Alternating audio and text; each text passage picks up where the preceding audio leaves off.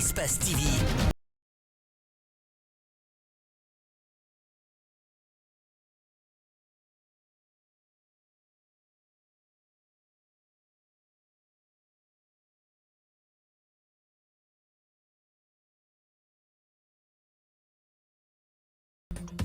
Au sommaire de ce journal, Elhadj Abraham Bouzi Bangoura, l'homme qui a remplacé Aminata Touré à la mairie de Kaloum, a lui aussi tiré sa révérence ce vendredi des suites de maladie. Ce décès intervient 3 semaines après sa prise de fonction à la tête de cette municipalité.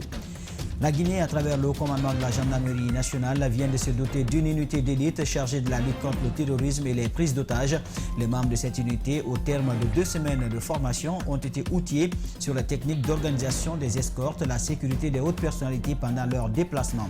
Ce sont les titres. Bonsoir et bienvenue à tous.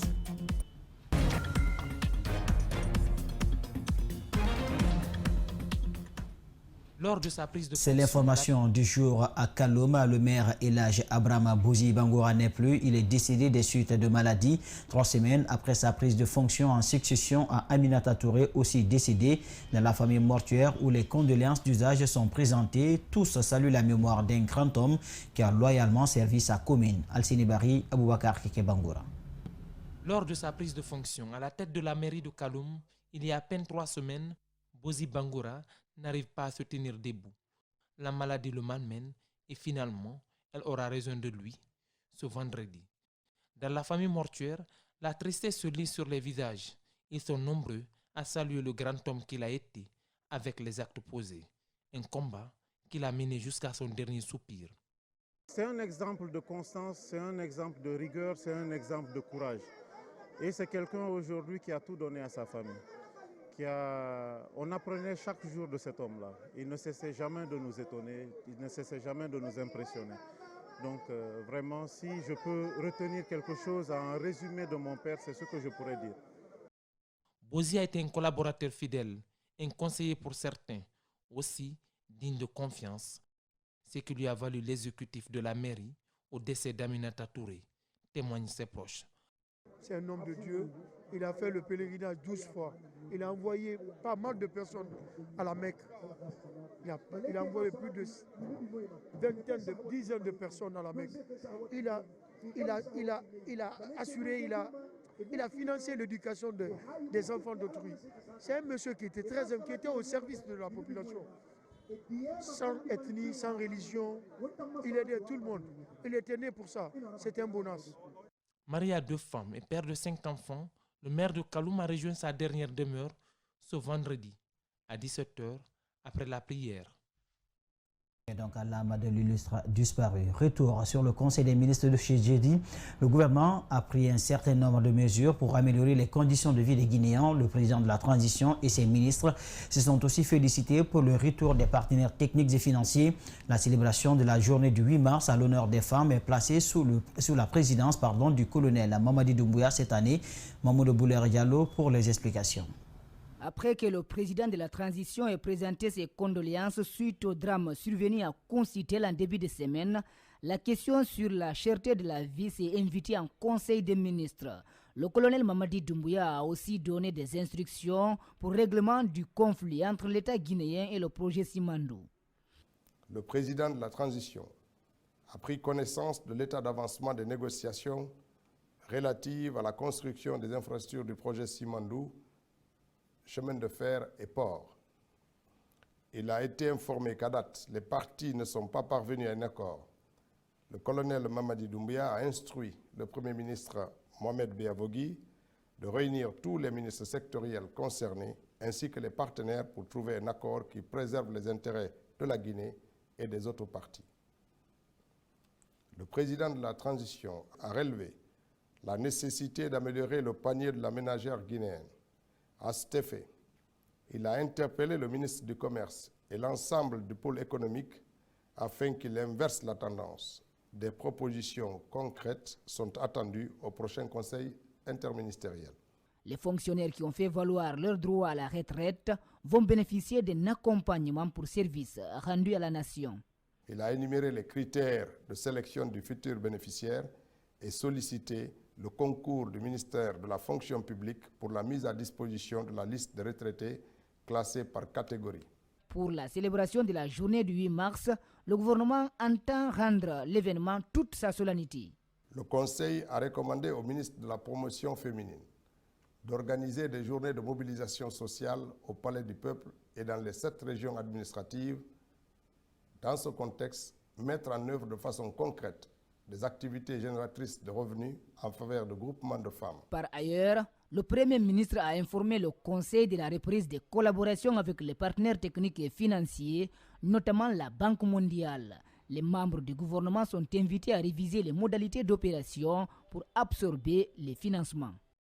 Sur le même sujet, le gouvernement annonce la relance de la fourniture des passeports courant ce mois de mars. C'est l'une des décisions prises lors du Conseil des ministres de ce jeudi 3 mars. La suggestion est faite au ministre de la Sécurité de reprendre sur de nouvelles bases la collaboration avec la société Iris qui a un contrat avec l'État jusqu'en 2028. Je vous propose d'écouter à nouveau le porte-parole du gouvernement au micro de Mamoudou Boulere Diallo. Le Conseil a recommandé au ministre de la Sécurité et de la Protection civile de s'assurer de la reprise de fourniture des passeports par le ministère de la Sécurité et de la Protection civile courant mars 2022. Au titre des divers, le ministre de la Sécurité et de la Protection civile a rendu compte de sa mission en Malaisie relative à l'exécution d'une des recommandations du Conseil des ministres concernant la situation contractuelle avec la société Iris, titulaire du contrat de production des passeports biométriques. Après les discussions avec les dirigeants de la société Iris, il a été constaté que la rupture de la délivrance des passeports est due à un dysfonctionnement entre la société Iris et ses sous-traitants. Au regard du caractère contraignant du contrat qui les lie le gouvernement à cette société jusqu'en 2028, il est suggéré de reprendre la collaboration dans les conditions nouvelles de manière à assurer un approvisionnement fluide des passeports. Il a ainsi été convenu que la société Iris fournisse un lot de 40 000 carnets, dont 3 000 immédiatement. En ce qui concerne les autres aspects de la collaboration, les responsables de Iris sont attendus en Guinée à brève échéance. Salif Keita est en Guinée pour 2 concerts, mais aujourd'hui, plus qu'hier, il porte la voix du Mali. Et puisque son pays traverse une crise politique, l'icône mondiale souligne que les forces vives sont prêtes à traverser les tempêtes pour se débarrasser de toute dépendance extérieure. Salif Keita est au micro de Mamadou Sadio Baldé et Ibrahima Soudissouma. Il faut que le Mali aille de l'avant. On va cesser d'être esclaves. Nous ne voulons plus être esclaves. N'importe comment, que ce soit économique, physique, ça a été déjà fait, on n'en veut plus. Le premier bonheur d'un homme, d'un pays, c'est la liberté et l'harmonie avec soi. Souvenez-vous qu'il avait dit à Ibeka de ne pas se soumettre à Macron. L'ancien président n'avait pas prêté attention à son conseil. La suite, on la connaît. Si tu vois que les militaires sont là, c'est que vraiment, ça n'allait plus. Et les militaires n'iront pas tant qu'ils n'ont pas solutionné les problèmes. Donc nous ne sommes pas là pour demander pardon à qui que ce soit. Nous demandons pardon seulement à Dieu pour qu'il nous accompagne dans notre démarche patriotique. Donc, vous comprenez pourquoi les militaires au pouvoir auront du mal à s'entendre avec l'ancienne puissance colonisatrice, quitte à être compris par la CEDEAO et tous ceux qui pensent comme cette institution. Bon, nous, on n'est pas là pour le regard des autres. Nous sommes là pour regarder le dégât qui a été fait depuis les indépendances jusqu'à maintenant. On ne veut plus continuer ça. On s'en fiche de ce qui nous regarde. Non, ils ont un devoir à faire. Ils vont faire leur devoir. Par l'annoncement de la CEDEAO, Salif Keita souligne son indifférence vis-à-vis des problèmes maliens. Que dire de la France, avec qui le divorce est presque consommé? La CEDEAO n'était jamais là. Et les Français qu'on a pris, les gens qu'on a pris pour venir nous sauver, nous ont trahis, nous ont abandonnés. Et ces deux pays sont inséparables. Ils ont les destins liés. Et je suis très content aujourd'hui qu'il y ait même une génération, nos enfants qui ont pris la responsabilité d'amener la Guinée là où elle doit être. Faut-il rappeler que cette icône mondiale est en Guinée pour 2 concerts. Aujourd'hui comme hier, il porte la voix du Mali, du continent africain, partout avec lui. Je vous l'annonçais dans le sommaire, le groupement d'intervention et de protection de la gendarmerie nationale à l'école de la GIGN France. Pendant 2 semaines, ces agents ont été formés sur les techniques d'organisation des escortes, la sécurité des hautes personnalités pendant leurs déplacements professionnels ou privés. Il faut rappeler que cette unité d'élite a été créée par décret du président de la transition. Sa mission consiste à lutter contre le terrorisme, à gérer des prises d'otages, entre autres. Antoinette Dédéonivogui et Alcénie Camara nous en disent plus. Ils sont au total 28 agents de la gendarmerie nationale formés et outillés dans le but d'assurer la sécurité des hautes personnalités pendant leurs déplacements professionnels ou privés. Cette unité va désormais s'occuper de la sécurité des membres du gouvernement et d'autres personnalités de l'État. Vous comprendrez le caractère hautement stratégique de la formation qui vient d'être dispensée aux gendarmes guinéens par les experts du GIGN France. C'est pour cela je tiens à rassurer mes chefs hiérarchiques que ces techniques seront vulgarisées et drillées par l'ensemble du personnel de mon groupement. En présence du ministre délégué à la Défense nationale et des hauts cadres de son département, l'ambassadeur de France en Guinée s'est d'abord réjoui de la qualité des relations entre les deux pays avant de réitérer l'accompagnement de son pays dans la redynamisation de la gendarmerie nationale guinéenne. Je pense que c'est un premier jalon qui en promet d'autres et ça me réjouit profondément. Vous l'avez entendu, le ministre l'a dit, la Guinée a besoin d'une gendarmerie robuste, d'une gendarmerie polyvalente, dans le temps que nous vivons, qui est un temps incertain, où il y a des menaces au pourtour, autour de la Guinée. Il faut pouvoir compter sur des unités qui sont capables de répondre lorsque des personnalités sont en danger ou lorsque les populations sont attaquées. Cette démarche rassure le haut commandant de la gendarmerie nationale dans sa vision de restructurer son institution. Donc toutes ces activités, tous ces efforts qui sont en cours, c'est d'être assurés à nouveau. Donc c'est encore une occasion pour nous de rassurer Monsieur le Président de la République que le contrat assigné à la gendarmerie sera un contrat tenu. Assurer la population que tous ces efforts qui sont en cours, toutes ces activités qui sont en cours, c'est les apporter non seulement une sécurité générale, mais aussi de qualité. Cette formation va s'étendre également à la gendarmerie maritime et à l'aéroport pour que l'action de l'État soit représentée à tous les niveaux. Reportage d'Antoinette Dédéonivogui. Il faut dire que la Guinée est entourée de pays le plus souvent en proie au terrorisme.